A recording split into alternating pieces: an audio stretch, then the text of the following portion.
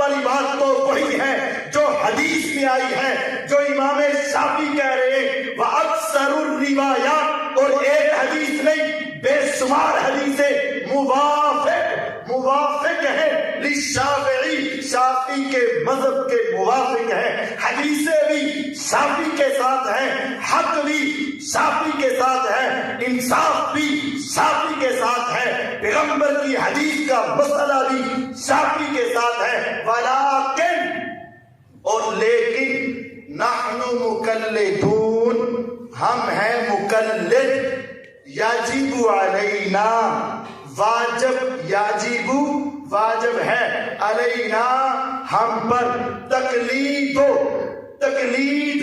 امامنا، اپنے امام ابو حنیفہ رحمہ اللہ کی تقلید واجب ہے۔ اس وجہ سے ہم تو ابو حنیفہ رحمہ اللہ کی بات مانیں گے، حق نہیں، انصاف نہیں، حدیثیں نہیں، شریعت نہیں، ہم اپنے امام کی بات مانیں گے۔ اس کے بغیر قرآن حدیث سمجھ نہیں آتے تو تمہیں تقلید کا معنی پتہ نہیں ہے۔ تقلید کا مطلب ہی یہ ہے قرآن کو نہ سمجھنا، حدیث کو نہ سمجھنا۔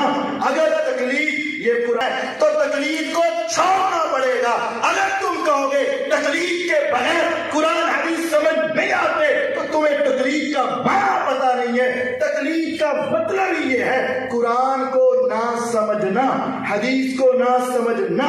اگر تقلید یہ قرآن کی سمجھ کا ذریعہ ہوتی، اگر تقلید اسلام کے سمجھنے کا ذریعہ ہوتی تو شیخ الہند صاحب کو چاہیے تھا کہ وہ یہ لکھتے قرآن آ گیا، حدیث آ گئی، حق آ گیا، انصاف آ گیا، ہم اپنے امام کی بات چھوڑ کر اس حدیث کو مانتے ہیں۔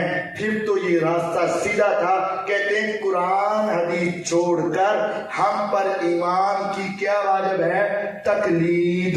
اس کا مطلب ہے قرآن و حدیث کے خلاف۔ دوسری مثال بحر کتاب ہے فقہ حنفی کی، شرح کنز الدقائق، ایک چھوٹی کتاب ہے کنز الدقائق، اس کی شرح ہے بحر الرائق۔ اس شرح کے اندر تقلید کا معنی آپ کو سمجھا رہا ہوں۔ اس شرح میں ایک مسئلہ لکھا ہے فقہ حنفی کا۔ فقہ حنفی میں یہ بات ہے، یہ بات تو ویسے ہدایہ میں بھی ہے، ہدایہ شریف بڑا معروف ہے، اس کے اندر بھی لکھی ہے۔ کیا بات؟ کہ اگر کوئی ذمی جو مسلمانوں کے علاقے میں کافر رہے اور جزیہ دے، اس کو ذمی کہتے ہیں۔ اگر کوئی ذمی ہمارے نبی صلی اللہ علیہ وسلم کو گالی دے دے تو کیا اس گالیاں دینے والے کو قتل کریں گے کہ نہیں؟ مسئلہ یہ ہے اگر کوئی کافر ہمارے مسلمانوں کے ملک میں رہ رہا ہے، ٹیکس دے رہا ہے، جزیہ دے رہا ہے، اگر وہ کافر ہمارے پیغمبر علیہ السلام کو دن دہاڑے ہمارے سامنے گالیاں دے تو کیا یہ واجب القتل ہے کہ نہیں؟ امام شافعی رحمہ اللہ کہتے ہیں واجب القتل، امام مالک کہتے ہیں واجب القتل، امام ابو حنیفہ، امام احمد بن حنبل رحمہ اللہ کہتے ہیں واجب القتل۔ اور ان کے سامنے حدیث ہے میرے نبی علیہ السلام کی، وہ حدیث ابو داود میں، صبح صبح ایک شور مچا کہ ایک عورت لونڈی جو ہے قتل ہو گئی۔ نبی علیہ السلام نے صحابہ سے پوچھا تمہیں کسی کو پتا ہے کہ قتل ہو گئی لونڈی، کس نے قتل کی ہے؟ ایک صحابی پیچھے سے کھڑے ہوئے کہنے لگے اللہ کے نبی علیہ السلام میں نے قتل کی ہے۔ فرمایا تو نے قتل کی؟ جی ہاں میں نے قتل کی۔ فرمایا کیوں کی؟ کہنے لگا جی بات یہ ہے اے حضور علیہ السلام، وہ لونڈی آپ کو گالیاں دیتی تھی، میں نے اس کو ایک دو مرتبہ سمجھایا لیکن وہ نہ باز آئی، وہ صحابی آنکھوں سے نبینے تھے۔ کہتے ہیں آج رات اس نے پھر آپ کو گالی دی، مجھے غصہ آیا، برداشت نہ ہوا، میں نے ایک گینٹی، کدال گینٹی وہ لی اور اس کے پیٹ کے اوپر ایک کنارہ رکھ کے دوسری طرف سے زور ڈال کے اس کا اندر پیٹا پھاڑ کے رکھ دیا اور میں نے اس کو مار کے رکھ دیا۔ آپ نے فرمایا صحابہ سن لو، میں محمد صلی اللہ علیہ وسلم انصاف کا علم بردار ہوں، لیکن جو پیغمبر کا گستاخ ہو اس کی یہی سزا ہے۔ فرمایا تو نے درست کیا، ہم تجھے معاف کرتے ہیں، تجھ سے کوئی بدلہ نہیں لیا جائے گا۔ گستاخ رسول کی سزا کیا ہے؟ واجب القتل۔ اب اس حدیث کے پیش نظر امام مالک رحمہ اللہ نے فتویٰ دیا، اگر کوئی ذمی پیغمبر علیہ السلام کو گالی دے تو وہ کیا ہے؟ واجب القتل۔ امام شافعی رحمہ اللہ نے فتویٰ دیا واجب القتل۔ امام احمد بن حنبل رحمہ اللہ نے فتویٰ دیا واجب القتل۔ لیکن ہدایہ میں اور کنز الدقائق میں یہ فتویٰ امام ابو حنیفہ رحمہ اللہ نے دیا کہ وہ واجب القتل نہیں ہے، بلکہ اس کی حفاظت کرنا مسلمانوں کی ذمہ داری ہے۔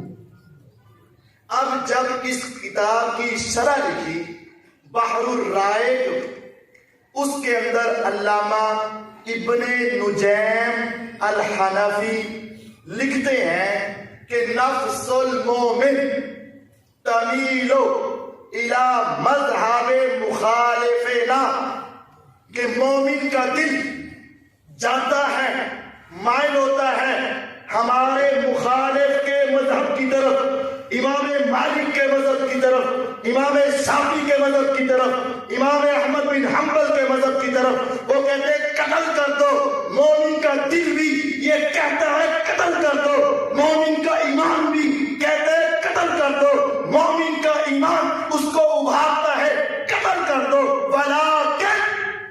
لیکن نحن مقلدون، چونکہ ہم مقلد ہیں، یجب علینا اتباع مذہبنا، ہم پر اپنے امام کی بات ماننا لازم ہے، اس وجہ سے ہم وہ فتویٰ نہیں دیں گے، ہم وہی کہیں گے جو ہمارے امام نے کہا ہے۔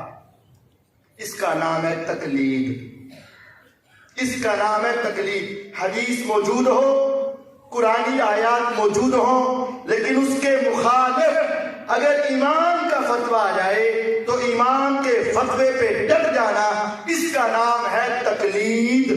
تو اب بتائیے کہ کیا تقلید کے ساتھ قرآن سمجھا جا سکتا ہے؟ سوال یہ نہیں ہے کیا تقلید کے بغیر اسلام سمجھا جا سکتا ہے کہ نہیں، سوال یہ ہے کیا تقلید کے ساتھ سمجھا جا سکتا ہے کہ نہیں۔ تقلید کے ساتھ نہیں سمجھا جا سکتا، تقلید کے بغیر قرآن حدیث سمجھ آئے گا۔